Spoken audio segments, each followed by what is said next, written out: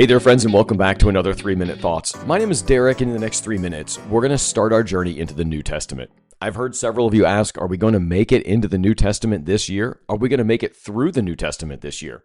Well, the 1st of October starts with the starting of the New Testament. We're going to be in Luke chapter 1 and John chapter 1, verses 1 through 14 this morning. And yes, we are going to make it through the New Testament in the next few months. All right, let's dig into Luke chapter 1. The New Testament opens with two very different introductions to Jesus. Luke 1 roots us in the story of history, right? This is the history of the Israelite people. Luke carefully investigates and writes an orderly account. He begins with two miraculous births, John the Baptist and Jesus.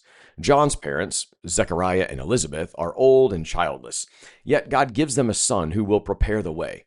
Mary, a young virgin, is told by the angel Gabriel that she will conceive the Son of God through the Holy Spirit.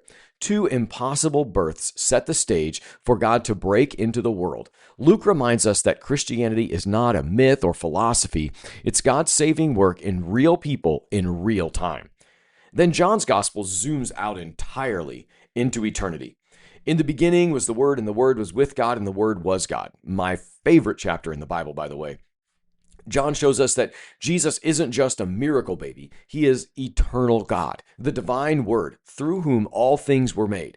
And then in verse 14 comes the staggering truth that the Word became flesh and dwelt among us. Remember, after 400 years of silence from the Old Testament to the New, the Word finally speaks, and it speaks through the birth of a child. God didn't just send a message. He came himself in person. He became the message himself. If you put these two together, Luke chapter 1 and John chapter 1, they show us both the intimacy and majesty of the incarnation.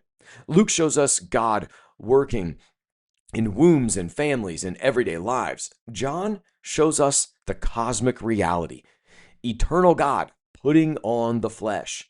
So what's this mean for you and me today? As American Christians living in a world that is isolated, broken, and dark, it's easy to either shrink Jesus down into a personal helper or a slot machine of sorts, push him out into the distance as if he's some ethereal idea. But Luke and John together remind us he is both near and transcendent, both God with us and God over all things. The question then becomes, do we let this truth reshape our lives? If the eternal Word became flesh for us, then no part of our lives is too small for His presence to interact with, and no problem is too big for His power.